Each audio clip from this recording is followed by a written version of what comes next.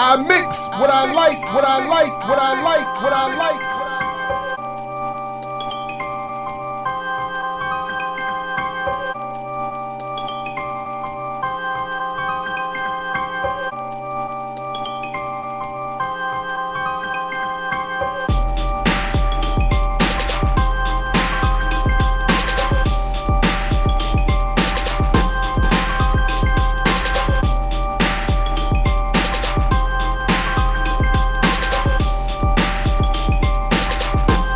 I mix what I like, what I like, what I like, what I like, what I like.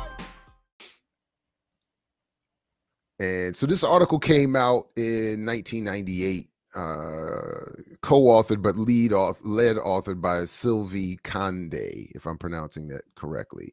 And it's titled "Look Homeward: Angel, Maroons, and Mulattoes in Haile, Gerima, Sankofa."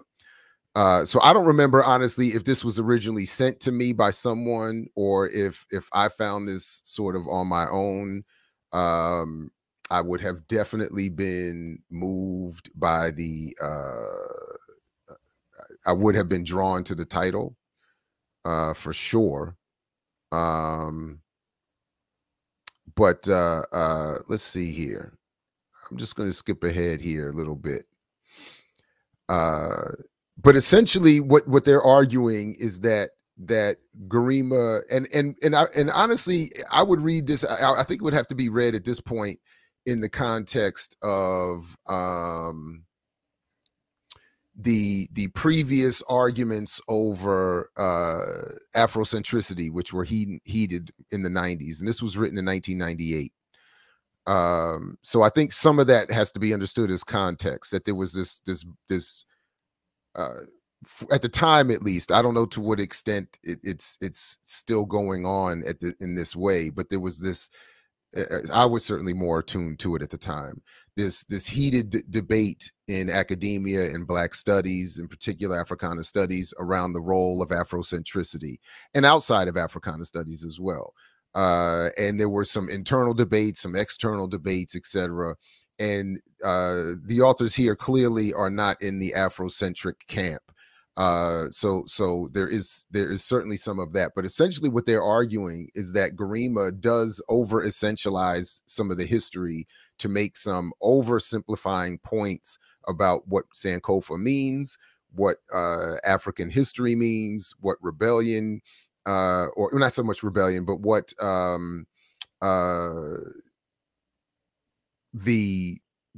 how the memory of enslavement functions in current politics. So they start off by making the point that Gerima focuses on an imaginary slave rebellion, and that because of, and they're talking about the film Sankofa again, by the way, Gerima's Sankofa. And it is interesting. I didn't really think about this, and I don't know. I certainly have not done some sort of study of his films, but in Sankofa and the way they talk about it, what he does here, when we get to it around the issue of mulattoes or mixed raced folks,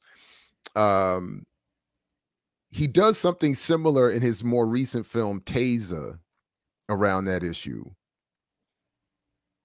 But I actually thought he got it right in Taser. So I don't know. So let me make a quick note, or make sure somebody can, maybe you remind me to come back to it, Brother Kaba. I don't know. But yeah, that's interesting, because I thought he got that part. I thought he did very well with that in Taser.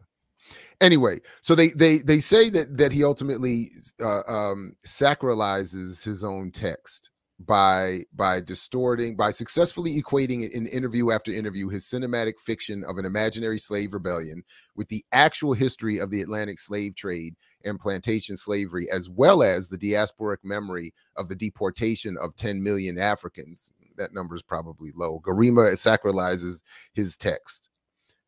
All right, so they're starting with that sort of broad critique, and then they get into well, a number of different points, starting with here, that that while now their argument is that while that Gerima has claimed that well, it says here, presenting himself as the victim of the mission he has undertaken, that is to provide the African race with the weapon of history to counter the myths of official history by convoking the spirits of the deported. The filmmaker has repeatedly alluded to the difficulties he encountered in raising money and finding distributors for his epic drama of the African Holocaust and of the battle for liberty. In point of fact, however, Sankofa was partially financed by the Rockefeller Foundation, MacArthur Foundation, D-Pro-C Television of Burkina Faso, the Commission de Ghana pour la Culture de nous Deutsch Rundfunk Television, etc., and so forth. So they raised criticism around that as well. And then they sort of set up where the rest of the critique is going to go by saying, does the film then owe its popularity to the audacity of an African filmmaker engaged in rectifying, in the spirit of the third cinema, Hollywood's bucolic version of slavery? And does this success reward Gerima's labor to recount the struggles of the African diaspora, struggles encapsulated in a sort of epic poem that traces the triumph of rebellion over alienation through the two figures who respectively incarnate them, the maroon Shango and the mulatto Joe? So that becomes the grand juxtaposition, according to the authors here. In Sankofa, it is of some importance that nothing permits us to situate the plot in space or time. I thought this was actually a very interesting criticism, that because we're not given any actual historical event to reference, and we're not given an actual time or place to reference, there are specifics in history of enslavement and rebellion that get lost. So if the vegetation, fields of sugarcane and palm trees invites us to place the plantation in the Caribbean, this hypothesis is weakened by the film's emphasis on the singularity of Shango's Creole language and dreadlocks. The language and gesture of the women work on the Lafayette plantation, as well as the clothing of the overseers, evoke rather the southern states of Northern America, where sugarcane was relatively unknown except in Louisiana. The film, however, makes no reference to the Creole culture that developed in that area during the century of French control between 1699 and 1803. Geography. This dislocation would pose no special problem were it not for the fact that geography and economics in large measure govern the forms of resistance to slavery. I think that's an interesting critique. My initial response was and is, in fact, to sort of, and I don't know if this is right or wrong, submit this for conversation, is to defend Gerima. Because one, going back to their previous point, we don't know, or they don't tell us at least, and I haven't done the research on it, they don't tell us to what extent that foundation money went to fund the film. Right. But it's because it said partially. Well, I was going to come back to that because it said partially financed, and it did, so that doesn't necessarily tell us anything. No. But if you're implying that the whole thing is a fraud and you don't like it, then you can kind of throw that in there, and it'll get lost with all of the other. It's basically a bunch of straw argument. It's a straw argument that's placed within other arguments that may or may not have a little more weight to them, basically. So now I didn't even take it that far. I took it as them just throwing so you may be right, but I just took it as them throwing a dart at him for overreaching in his claims of the repression he has suffered. And again, remember, I'm also juxtaposing this in my sort of bigger picture with where he was in that interview from the other day, which I should bring back up at some point today. That is between the Washington Post and I think a Vanity Fair article where he was in each instance seemingly happy to be welcomed back to a certain extent into a fold he has been struggling against, or at least that was the way they were trying to frame it. And this invitation to be awarded or rewarded or reconsidered by an industry this many years later through Ava DuVernay. But anyway, so I think that they were just throwing a dart to say, look, you claim to be struggling, but you did get some foundation money. So maybe that's why they just passed over it. But I think, you know, but to that point though, when I read this part, I was thinking, but if he didn't get that much money and you're trying to tell, as he's claiming, a Pan-African story, maybe the specifics and the detail of the history don't become so important. Again, he's not claiming this is a documentary. He's not claiming this is based on an actual event, so to speak. Right. So why would this become a particular problem for the authors, or should it be a problem for the rest of us? So they go on with this. Yeah, go ahead. I agree with that. Well, so far, okay, that's basically what I was exactly thinking. I was making some notes because they were talking about the time period in the topography and so forth. You know, I mean, it's not a documentary. It's a composite film about, you know, the horrors of captivity, you know, of African people. So, you know, I think you know the use of that, of course, is that so that people can, you know, basically draw upon their own understandings of it based upon, you know, that they're either experienced living in certain places, whether it be the Caribbean or the South or where have you, or, you know, just from their study or both, you know. So I don't know if that's necessarily, you know, a righteous critique, but, you know, so far. Yeah, no. So what I did like that they do here is that they mention some other pieces that I have not, only one of which I have seen, which is Quilombo. But they're making the point that other cinematic, as they call masterpieces, and literary ones have covered some of these histories in what they're arguing is a better way, including Aimé Césaire's A Woman Named Solitude, which I don't know or certainly don't remember. But anyway, Quilombo is the only one I recognize that I know for sure I saw and really enjoyed as a film. But anyway, they also say here, they make this point, well, about how how the past is interpreted. So does Sankofa derive its historicity then from the abrupt plunge into the past to which it subjects the viewer, following Mona as she's dragged kicking and screaming into her Orphic quest for the authentic identity?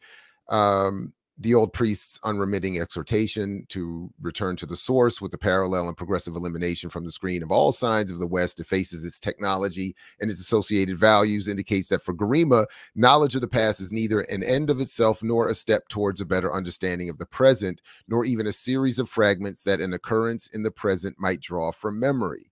Rather, the past is a place where Gerima projects a definition of racial categories that differs little from the contemporary conceptual norm, particularly that of the United States. In particular, he presupposes that a racial solidarity, innate, transversal, and supra-historic, exists by definition between all persons of African origin defined as a homogeneous group. Paradoxically, his chosen theme, slavery and the slave trade, shows this vision of solidarity to be an anachronism. Had it existed, the deportation of slaves could never have achieved the scale that it ultimately did. If such solidarity exists, it is the result rather than the underlying cause of the various social and political movements that inform it. So I think yeah, go ahead. Look, man. I just think this is just unmitigated hate so far.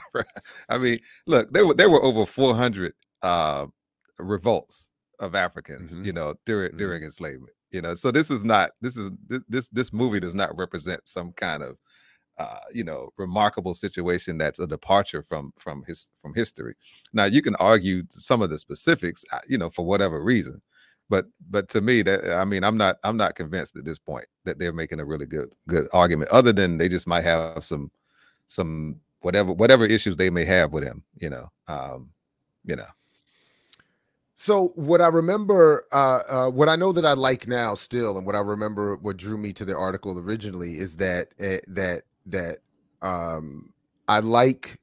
So it kind of goes back to the discussion again with Dr. Burroughs that I like that Well, I like to be reminded that there is an academic argument and discussion of something in a history beyond the cinematic or documentary presentation of it.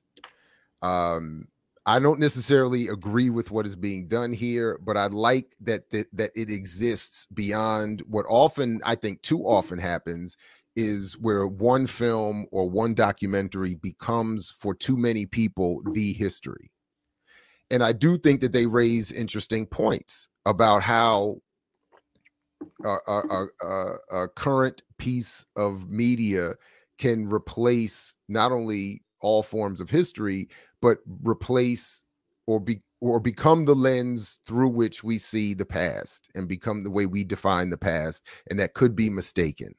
I think there's a different way to politically read this history, and I don't necessarily agree that. So I might understand and agree with the idea that there was no homogeneous African community pre-European enslavement or even pre-Arab enslavement, but to suggest that any African participation in those processes is evidence of there not having been some broader unity.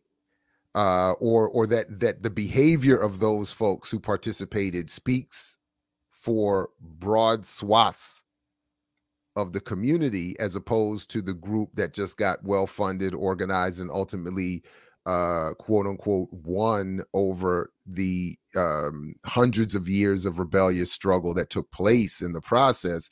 That's different. So in other words, just as today, I wouldn't want anyone to think that because, I don't know, Kamala Harris has a sort of broader platform, that she's actually speaking for the will and the hearts and the minds of Black people anywhere. If that, I hope that makes sense.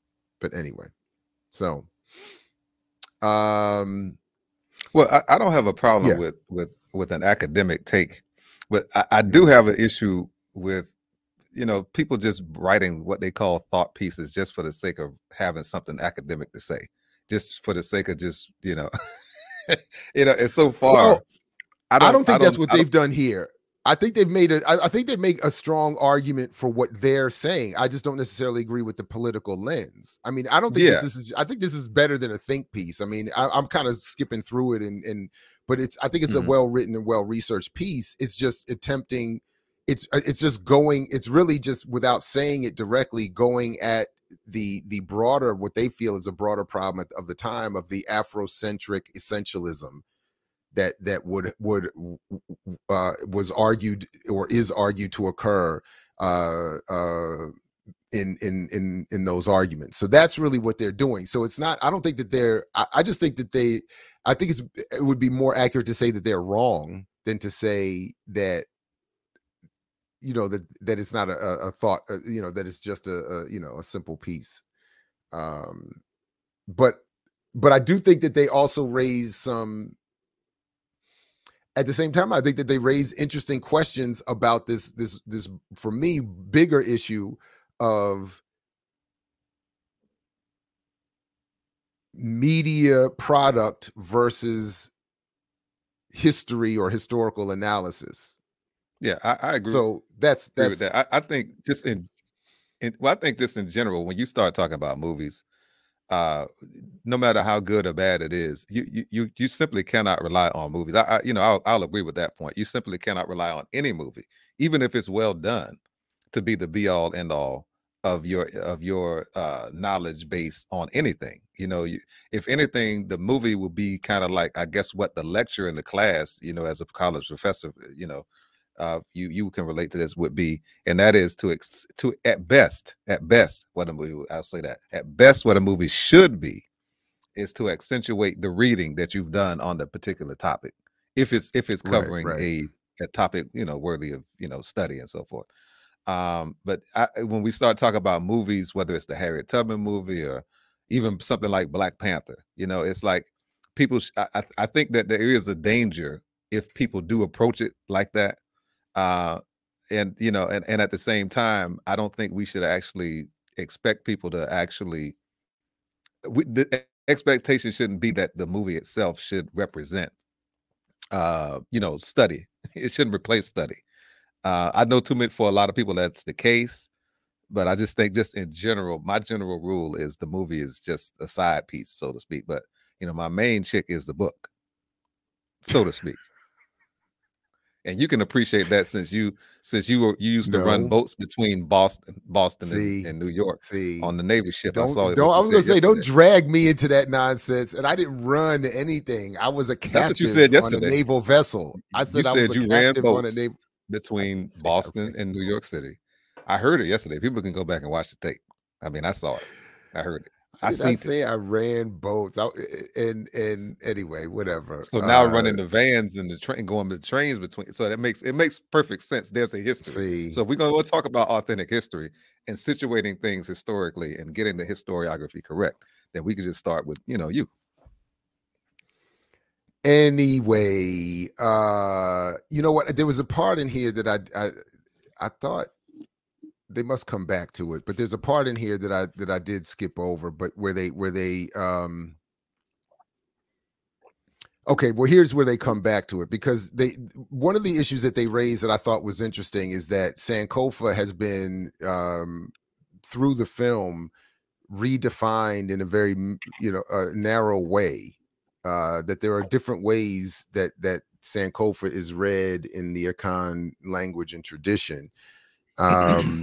That instead of it just being about looking back to the past, to as they argue, Gerima reduces it to just a looking back to the past to reclaim some unblemished, perfect Afrocentric past, that it could also be read as one not being afraid to redeem one's past mistakes, which I thought was interesting. That part I do think is an interesting take, and that now they do a lot more with it than I'm going to get to this morning, but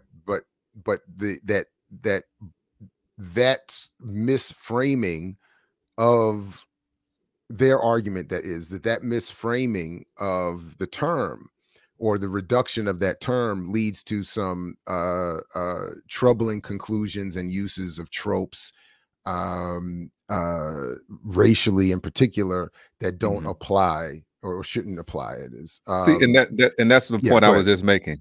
That's the point I was just making, because yes, that's true. That there are several. I mean, any language, you know, most of the translations that we get are just that. They're translations. They're not transliterations. And the transliteration is literally what is being said in a language. A translation is basically, I'm gonna put it another way in this phrase, in this language, in another language.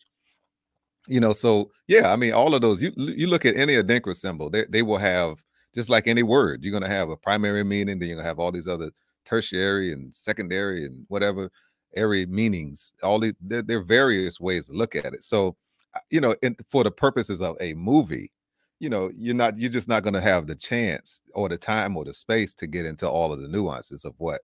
So that's the point I'm making, in terms of, like, you know, it's a movie, so you can't really to go so deep and talk about, well, you didn't talk about this aspect. For me, Sankofa means that you can draw from the past while moving forward, because the bird's feet are moving forward. So it implies, it doesn't just imply being stuck in the past, as some people try to think, and some people do misunderstand it as such. It's just, we just need to go back. You go back and draw from your experiences, you draw from your culture, you draw from your strength. Just like right now we learned to talk when we were babies. That was in the past, right? That was a long time ago. That was elementary. We learned basic things that that were basic, you know, to us now, but back then they were building blocks. But it's all cumulative. So, you know, but we use all of those things, those experiences from the past, to move forward. That's the whole point of Sankofa. That's in a broader context. But sure, if you're going to put it in a film, you know, and you're talking about enslavement, you're talking about captivity, then yeah, you're going to focus on the immediate past in a very narrow way. But I just think, because it's a movie, we have to remember the fact that it's a movie, and in movies you got a limited time, and you're not going to be able to get all deep into the meanings of everything. So You know, again, that's just but I think my critique of their critique. But as an issue, that is the issue that I keep getting stuck with, and that's where I think I agree with them, and where we were talking with Dr. Burrows the other day, that you're right. The filmmaker or the documentarian is always going to be at a disadvantage in terms of they're not going to be able to do everything in the limited time and space that they have. The problem, however, is that and similarly, as they point out here, through Gerima's insistence and interview, and I'm not intending to do this. It's just working out this way. I'm not saying he is anywhere near. It's just like we were saying earlier. My argument about Amos Wilson's misreading buying power is not to put him in the same category as the misreadings conducted by Boyce Watkins. So I'm not saying Gerima's presentation of his work is the same as when what we were saying with Burroughs and Ken Burns presenting his work. But in each case, their work, including by the men themselves, is promoted or pushed forward as something meant to have meaningful impact on the politics or the time of the day, and the people's readings of the history that is being discussed. And it does carry a weight. Their products do carry a weight that with many people that other work doesn't. So you're right, but it's still there. But that's the point. That's the importance of that's what propaganda does, though. It's not really supposed to be all really that deep. Propaganda is very simplistic, you know. So, correct. And so you're trying to reach a large body of people, and unfortunately, even if he got everything right in that movie, you're not going to reach the masses. Okay, most people are not going to read.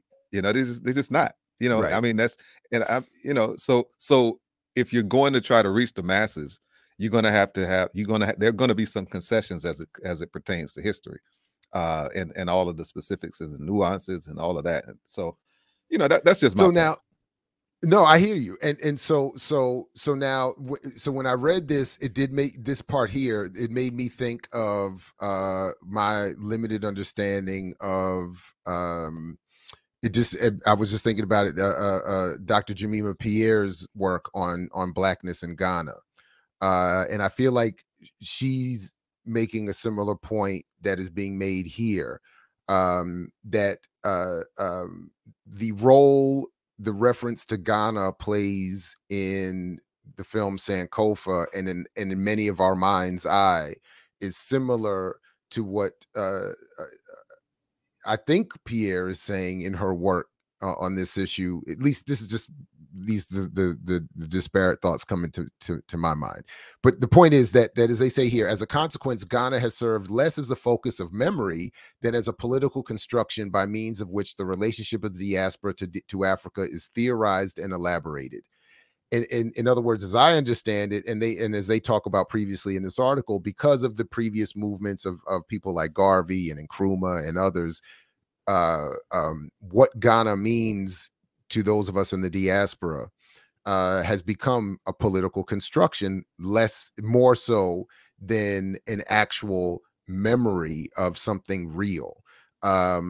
And then, so as they say here, it is unfortunate that Sankofa reduces the socio-political complexities that inform the history of the slave trade in Ghana in general, and at Elmina in particular, to a binary discourse whose essentialism vies with its tautology for racial factors, can neither completely explain the deportation of Africans nor guarantee the happy return of their descendants. So here's where I agree, and then also feel like they really start to expose, that is the authors here, that point. Whenever I read that word essentialism in reference to discussions of African history and Afrocentric, that's what they're arguing. They're saying Gerima, that is performing an over essentializing discussion of African history based on a political construction of a Ghana and an Elmina castle that doesn't really exist in actual history. And as we're going to get to in a moment, and this is where I am most admittedly biased and sort of drawn in, is that what they're arguing is that So on the one hand, I don't agree with this broad attack against Afrocentricity, that it is over essential, it is an essentialist, you know. But at the same time, I do agree with this critique that they raise, that if you use the political construct as the historical lens, it makes it easier to project incorrectly racial constructs of today onto that past. So that's why they are trying to say, on the one hand, it's not simple enough to say all white slave, you know, this all whites are the slave trading evil, and all black are or all African are the innocent, heroic, enslaved. And I agree that I don't agree with them on that. But where I do agree that their lens becomes appropriate is when he starts digging in on the mixed folks. Yeah. I'm telling you, that's what I'm saying. I'm admitting my bias all the way. Well, since I have a real issue with this. Since we're there now, who is that? Yeah. We got to tell the people who Sylvie Condé is. You go ahead, man. You probably know better than I do. Okay. She's a French poet. Mm-hmm. She was born in France, mm-hmm. to a Senegalese father and a mm-hmm. white French mother. Mm-hmm. Okay.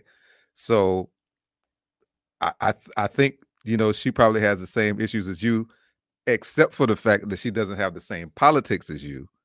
That's one. And mm-hmm. then I think that might also explain her fixation on this whole piece about Ghana and this essentialism piece, because as we know, you know, Africans who are of French extraction, especially if they're seriously colonized, France was probably the master of all masters in terms of inculcating French culture on African people. Right. You know, these right. people believe that they came from the Gauls and shit. Like, they actually believe right. that they are descended from these people. And so I don't know this woman, but based on what we've read so far and based on her, you know, her background, sans the politics that you have, I'm not saying that, mm-hmm. you know, and then given the fact that she's French and her father's from Senegal and he married a French woman, chances are, you know, that has a lot to do with her critique thus far.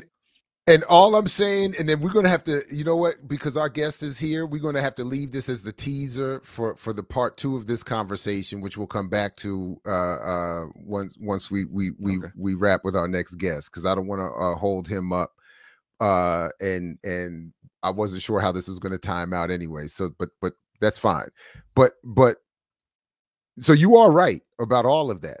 The only thing that I usually bring up in not in response to, but in addition to that, is that same frame to assess someone's bias could be used with anyone. Sure. So it's not a special frame developed and designed and only applied to those of us who are products of these interracial relationships, etc. In other words, we all have frames that bring bias that's true, can create myopic problems of myopia, etc., and so forth. So all right, so just to sort of to start to wrap up with this, at least, is that what I think that she raises here that is of interest, getting to the crux of my own bias and hers as well. Apparently, she raises this issue that I think does occur in this film, in Sankofa. Quoting Ed Guerrero, has observed that Hollywood, by limiting the roles of Black men to 2 antithetical types, failures or successes, is blinkered when it comes to representing them. What is missing is the intellectual, cultural, and political depth and humanity of Black men, as well as their very significant contribution to the culture and progress of this nation. What is now needed is an expanded, heterogeneous range of complex portrayals of Black men that transcends the one-dimensional positive-negative characters usually contained within Hollywood's formulaic narratives, and its most common strategy for representing Blackness, that is channeling most Black talent in film production into the genres of comedy or the ghetto action adventure.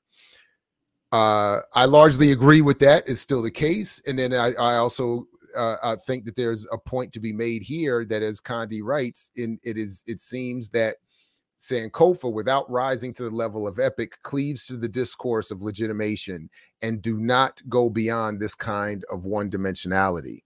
The plantation site of Gerima's ghetto action adventure film is divided by Du Bois's color line, no longer a specific characteristic of 20th century America, but presented by the filmmaker as a sine qua non of race relations in general. As a consequence, the diversity and specificity of plantation life, for example, the contradictions and alliances within its various constitutive units of economic and cultural production, are erased.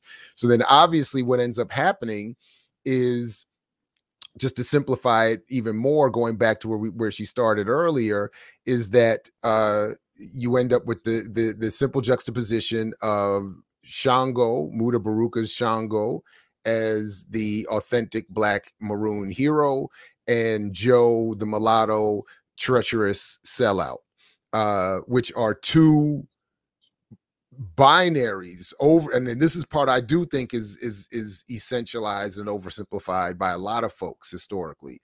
Those two are juxtaposed as the failure and the success, and are used as basic tropes to this day in regards to, and I think are being exacerbated more so to this day, where the so-called mulatto is simply characterized and essentialized as the treacherous and the authentic, fully blooded African as the only authentic heroic figure. I did want to point out very quickly here that I have to shout out Gershom Nelson, who's referenced in this article, was a history professor of mine in undergrad, and a Jamaican-born historian. And I got to credit him. He got me my first trip to the continent, and with Crossroads Africa.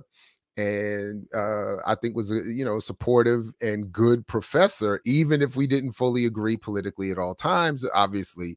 But as he says here, that is Dr. Nelson, well, as he's quoted in here, he's used in here, his work is used in here to make the point that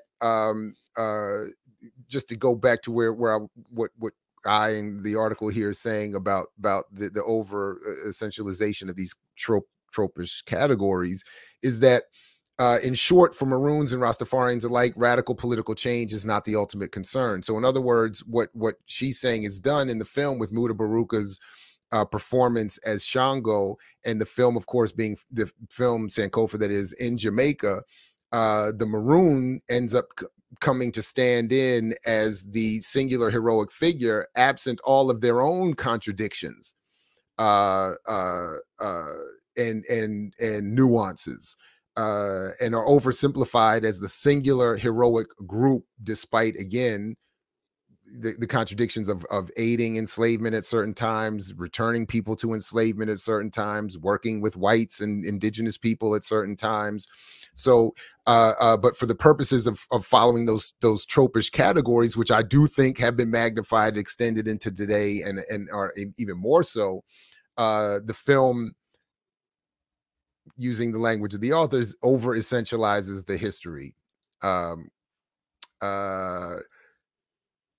Joe is the only one of the foremen who will not redeem himself through the rebellion. So that's why, that's why Joe, the mulatto, through the film, is the only one that she points out that isn't able to redeem himself for any of his failures, which are irredeemable because of his mixture.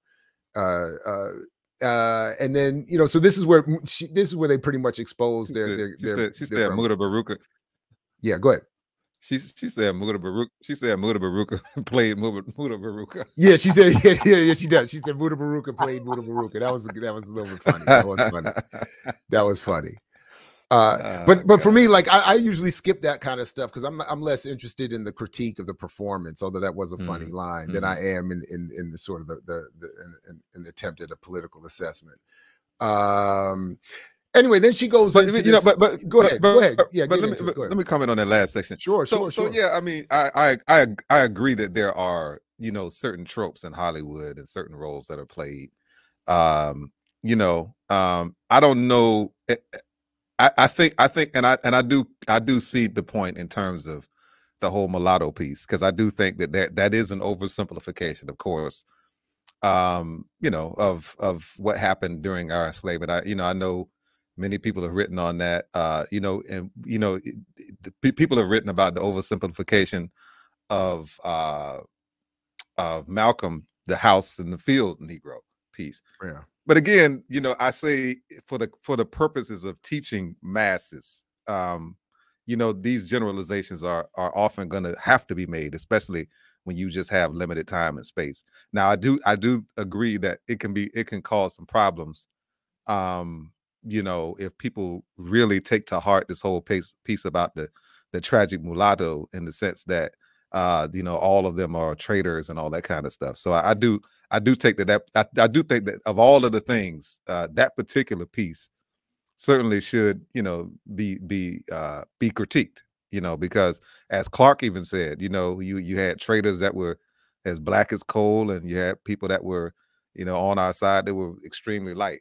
He was, you know, he made that point over and over again. And at the same time, he also talked about the fact that there was a history of people who were born of mixed race, mulattoes, being used, you know, against black people politically. But they weren't always, you know, held to that role. You know, some of them broke out of, obviously. So there's a both and in there. There's no universalism in that. So I think that's just something to look at. Just as there were blacks who were, yes, there were blacks who were, you know, not mixed, who were traitors, and at the same time, you know, mulatto classes were in fact elevated by whites in places like Jamaica, and places like Haiti, and other places, to serve a particular function. So it's a little more nuanced, you know, again, you know, when you just look at the total history of it. So, you know, there's a lot to unpack with that. And I think that conversation definitely needs to be had. I agree. And sort of the point I'm making is that, and I am sensitive to this, that of course, yeah, extended from that time, of the time of this article and of the film, is that today people are still using that today. But I'm saying I think it's worse today. I think there's more use of that trope in a disunifying way today, encouraged, starting from, of course, the broader political project of the state and its interest in and that's why I think we're seeing so much more promotion of interracial relationships in film and commercials and in beyond their reality in society. We're seeing, and in particular, white men with black women being promoted beyond their prevalence in terms of relationships in society. So, but it keeps coming back to this point I keep making across subject matter, that the issue isn't the underlying reality. It's the interpretation and political use of that in the moment. So it's not that there hasn't been certain encouraged and developed use of the so-called mulatto or mixed community against black communities.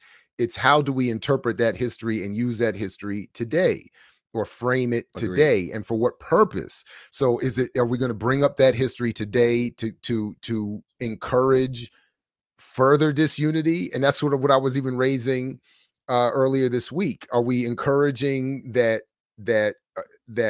are we saying that when we recognize this, that we are wanting for mixed, or to again borrow from Raylina Joseph's work, mixed race African Americans? Do we want to separate them from African Americans or black people, or do we want to recognize the for lack of a better word, or I put it, the subset of the black community that I think I and we exist in, and to be brought into the community for radical, or are we just looking at the focus on these differences as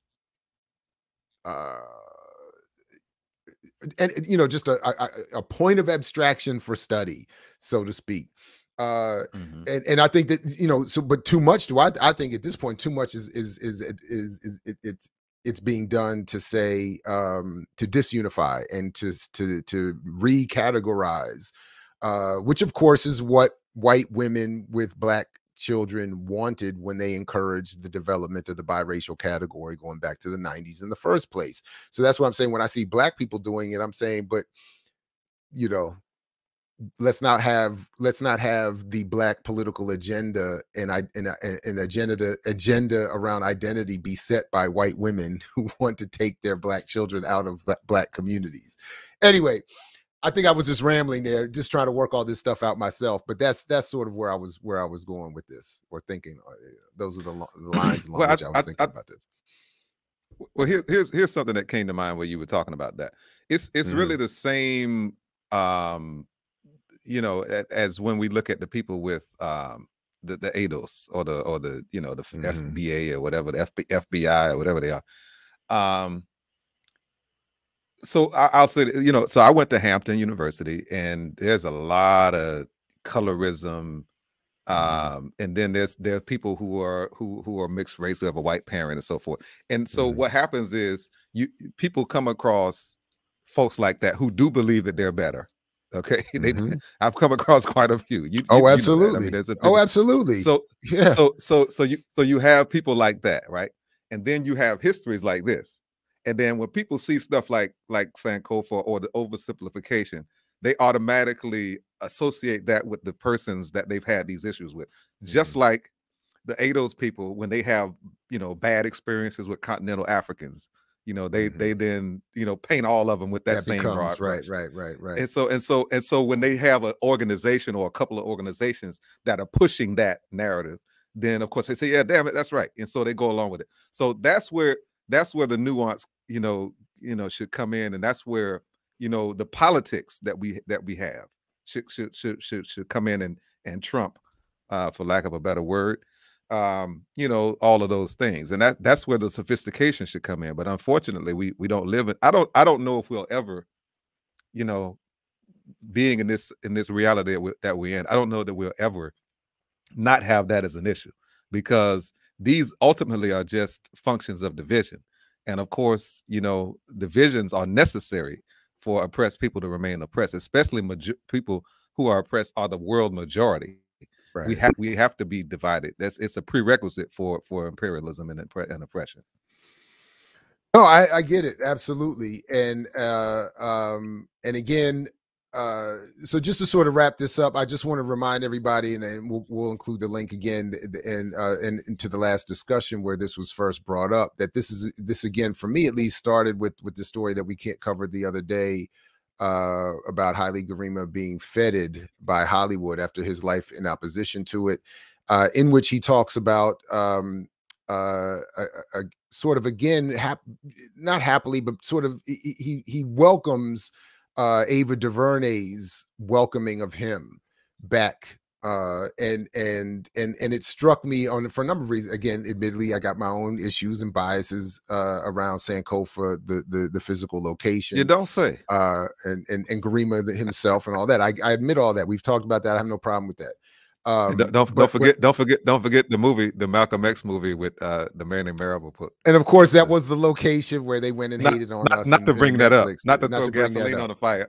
Hey, no, it's all good. It's all good. So all of that is on the table, and I should be checked for all of that. Absolutely, all of that's fair game.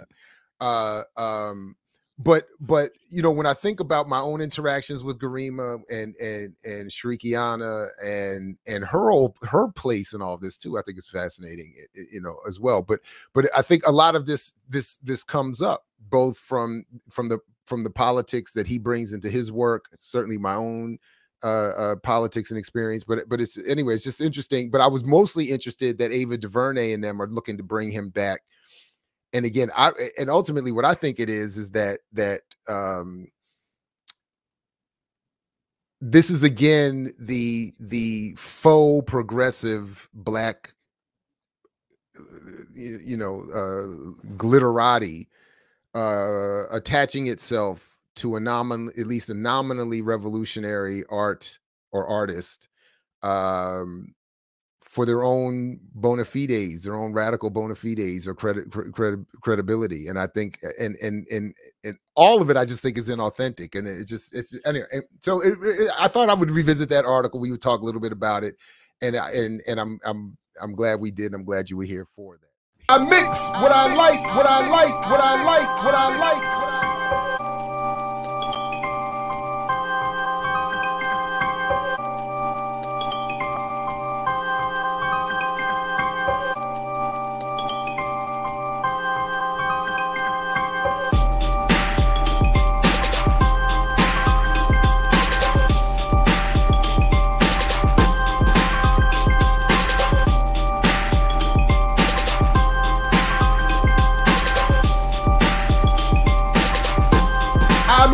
What I like, what I like, what I like.